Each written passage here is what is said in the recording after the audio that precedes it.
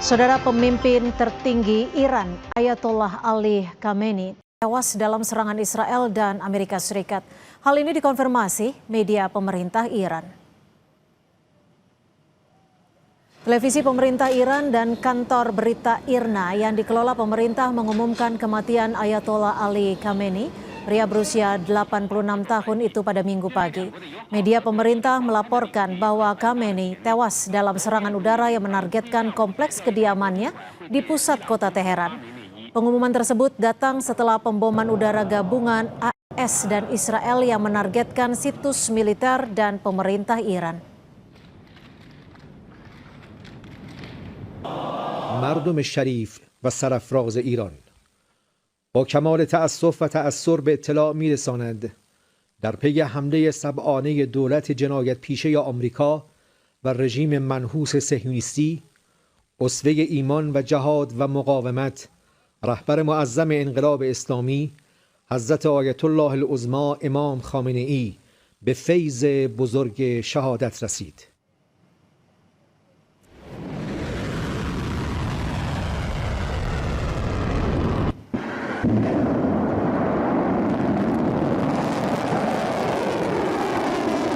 Korps Garda Revolusi Islam Iran mengumumkan peluncuran gelombang serangan rudal dan drone skala besar terbaru yang menargetkan Israel dan pangkalan AS. Dalam pernyataan ketiganya yang dikeluarkan pada Minggu pagi, IRGC mengkonfirmasi telah meluncurkan gelombang ketiga dan gelombang keempat operasi drone dan rudal terhadap Israel dan pangkalan AS di kawasan tersebut.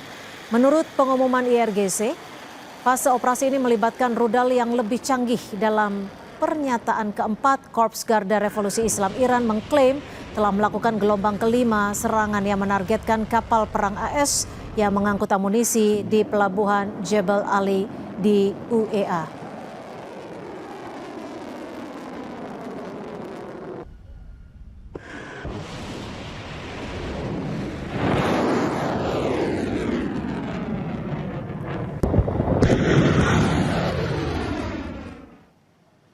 Usai serangan yang dilakukan Amerika Serikat dan Israel, Iran mengambil langkah menutup Selat Hormuz yang merupakan jalur transit minyak global yang vital. Penutupan dilakukan pada Sabtu 8 Februari dan hal ini merupakan aksi balasan Iran terhadap serangan militer gabungan AS Israel. Grafik gerak tersebut menggambarkan titik strategis yang menghubungkan Teluk Persia ke Teluk Oman. Menyoroti potensi blokade tersebut dipastikan akan sangat mengganggu pasar energi global. 1/5 dari konsumsi minyak harian dunia melewati Selat Hormuz. Penutupan dramatis ini menyusul serangan yang dilancarkan Israel dan AS terhadap Iran.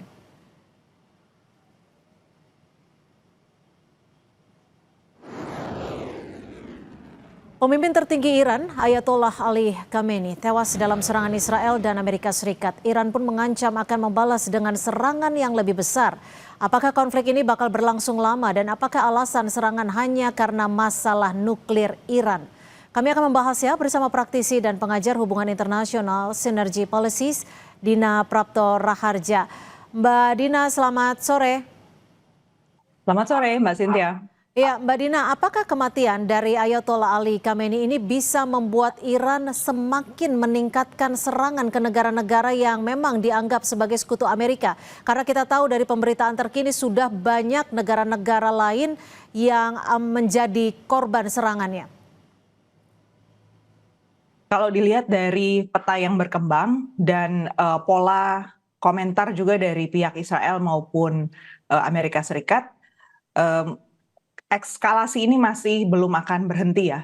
Kalau saya lihat kecenderungannya Amerika Serikat juga mengeluarkan statement yang provokatif dan tidak konsisten juga. Jadi alasan yang disampaikan mengapa Amerika Serikat itu melakukan serangan ke Khamenei bahkan melakukan pembunuhan di sana itu bukan karena senjata nuklir yang dimiliki oleh Iran, tetapi karena alasan-alasan lain seperti misalnya untuk melindungi Amerika Serikat dari rezim yang dianggap otoriter gitu. Jadi berarti alasan yang berkembang ini sebenarnya menunjukkan ada masalah eksistensial ya yang harus kita cermati, dan ini yang menurut saya masih belum terlalu dibahas di Indonesia kesannya bahwa tindakan dari Amerika Serikat ini masih bisa dibenarkan, padahal menurut saya sama sekali tidak bisa dibenarkan. Kalau kita lihat dari negara-negara Teluk, respon mereka sejauh ini kan sudah berusaha untuk menahan Amerika Serikat untuk tidak melakukan serangan ini karena Ya. konsekuensi memang bisa meluas kemana-mana. Dan Turki bahkan sudah nampak marah besar ya Presiden Erdogan karena Amerika Serikat dengan cara menyerang ini dia memblokir ruang untuk negosiasi sama sekali berarti. Jadi kalau saya lihat pertarungannya ke depan ini berarti bukan lagi hanya antara Iran dengan Amerika Serikat dan Israel, tetapi juga aktor-aktor besar seperti Rusia dan China itu tidak mungkin tinggal diam. Kalau pertarungannya ini berarti juga seputar geopolitik, masalah konektivitas dan jalur logistik yang sangat penting untuk energi negara-negara dunia. Dan sebelum ini ditutup oleh Amerika Serikat atau dihancurkan oleh Amerika Serikat, negara lain mengambil alih dan memastikan bahwa Selat Hormuz tidak dikuasai oleh satu negara saja. Itu yang saya lihat. Jadi mungkin masih panjang. Mbak Dina, kalau memang saat ini Selat Hormuz ditutup dan tidak bisa melakukan jalur ataupun transportasi minyak dunia. Apakah ini tidak lagi bicara soal isu regional, tapi saat ini kita sudah bicara terkait dengan krisis global ke depannya? Betul sekali. Menurut saya krisis global betul-betul sudah di depan mata sekarang. Jadi kita nggak bisa menyikapi ini hanya sekedar masalah Timur Tengah. 84% dari minyak mentah Timur Tengah itu yang masuk dari Selat Hormuz itu masuknya ke pasar Asia. Dan negara yang menyerap adalah China, India, Jepang, dan Korea Selatan.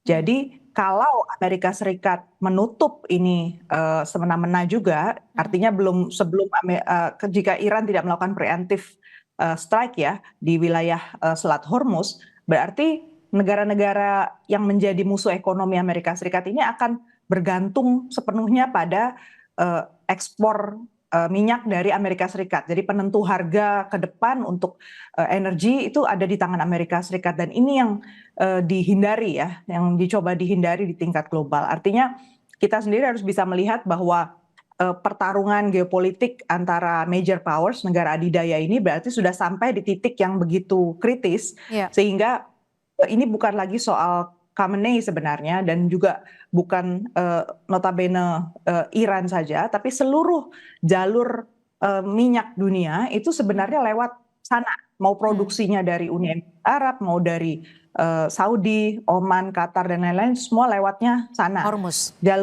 Laporan dari Amerika juga menunjukkan jalur alternatif lain tuh ternyata belum berfungsi optimal ya. Jadi pasti ada masa transisi yang sangat menyakitkan untuk tingkat global jika ini berlanjut di sana. Oke, tapi yang menjadi pertanyaannya sekarang begini Mbak Dina, jika banyak negara yang akan berdampak ketika Selat Hormuz ini ditutup akan menimbulkan dampak terhadap distribusi minyak dunia. Apakah nantinya negara-negara lain ini, negara-negara besar lainnya akan ikut turun tangan dalam isu regional yang sebenarnya antara Iran, Amerika Serikat, dan Israel. Tapi usai jeda masih akan kita bahas, tetap bersama kami di Kompas Petang. Terima kasih Anda masih bersama kami di Kompas Petang dan masih membahas terkait Selat Hormuz yang saat ini ditutup dan bersama Mbak Dina Praptoraharja. Mbak Dina, kalau tadi sudah disebutkan bahwa akan banyak negara yang terdampak jika Selat Hormuz ini ditutup dalam jangka waktu yang lebih panjang lagi. Apakah ini artinya negara-negara besar lainnya yang sebenarnya tidak ikut terlibat dalam apa yang terjadi saat ini akan ikut turun tangan, akan turun dalam hal militer juga terkait dengan hal ini? Kalau dalam hal pengaruh mereka sudah turun ya per kemarin 28 Februari di Perserikatan Bangsa-Bangsa, Dewan Keamanan Perserikatan Bangsa-Bangsa itu sudah terjadi kegaduhan karena negara-negara besar seperti Amerika Serikat, Perancis, kemudian Cina, Rusia itu sudah adu bicara di sana mengajukan permintaan emergency meeting ya. Amerika Serikat nggak termasuk di situ. Tapi kita lihat bahwa poinnya di sana adalah negara-negara ini berusaha untuk meredam suasana. Ya. Dan satu catatan di sini, Dewan Keamanan PBB itu sebenarnya punya keterbatasan kalau soal Selat Hormuz, karena Selat Hormuz ini bukan international water, bukan laut lepas ya yang bisa diatur oleh internasional. Wilayah ini jatuhnya wilayah teritorial, laut teritorial yang dikuasai oleh Iran atau Oman. Jadi sebenarnya kemarin ketika Menteri Luar Negeri Oman itu bersuara, sudah diupayakan semaksimal mungkin mereka menjadi mediator ya kan sampai tanggal 27 Februari loh. Dan hasilnya menjamin bahwa Iran itu sebenarnya sudah let go, sudah nggak punya lagi itu program senjata nuklir.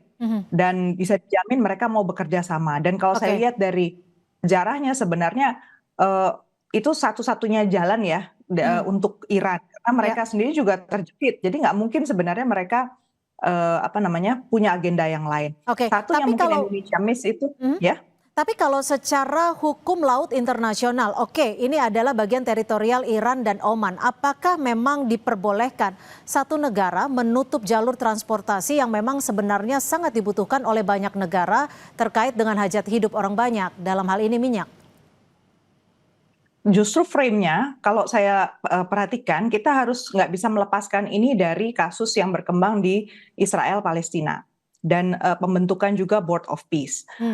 Iran itu sudah dituding berkali-kali oleh Israel maupun Amerika Serikat menjadi pendana dari Hamas, dan kita tahu Hamas itu menjadi pemain satu-satunya yang sekarang dianggap menghambat agenda dari Israel maupun Amerika Serikat di Gaza. Dan kalau kita memang peduli ya, Indonesia peduli betul dengan agenda Palestina, sebenarnya kita preferensinya itu justru supaya Iran itu dihormati wilayah teritorinya dan dijamin keamanannya dan dibawa ke meja negosiasi dan bukannya diserang secara militer. Gitu. Jadi kalau Amerika Serikat menunjukkan kekuatan full dan bahkan sudah Israel udah jelas-jelas yang membuat kampanye bahwa dia punya operasi militer besar, Lion's Roar gitu, itu menunjukkan bahwa nggak ada ruang negosiasi itu. Justru kita yang menginginkan stabilitas di Palestina harusnya melihat ini.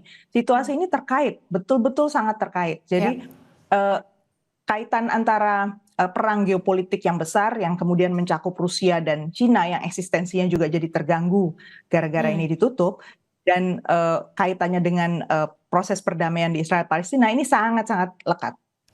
Kalau bicara soal peran dari Indonesia sendiri, apakah dari hal kemampuan sebagai mediator, Indonesia bisa dikatakan cukup mampu dalam hal itu? Kita tidak bisa lompat logika.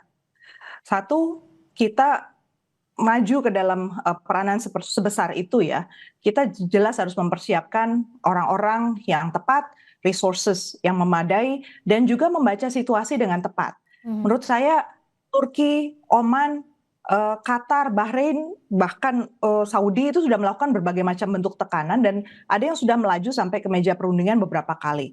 Mentoknya di siapa? Tidak bisa membendung Amerika Serikat maupun Israel. Jadi saya meskipun Indonesia sudah ada di Board of Peace, justru statement yang dikeluarkan dari Kementerian Luar Negeri, saya ada concern di sini ya, itu sama sekali tidak ada rasa duka cita terhadap Iran atau prihatin bahwa telah terjadi serangan besar terhadap Iran. Yang menarik di sini artinya, apakah Indonesia memang sudah betul-betul digerakkan agenda luar negerinya oleh Amerika Serikat? Baik. Karena kalau kita dalam posisi mencari peran sebagai mediator, kita harus netral di situ. Baik. Terima kasih Mbak Dina Prapto Raharja, praktisi dan juga pengajar hubungan internasional Sinergi Policy, sudah berbagi perspektif di Kompas Petang. Selamat sore Mbak Dina. Selamat sore Mbak Cynthia.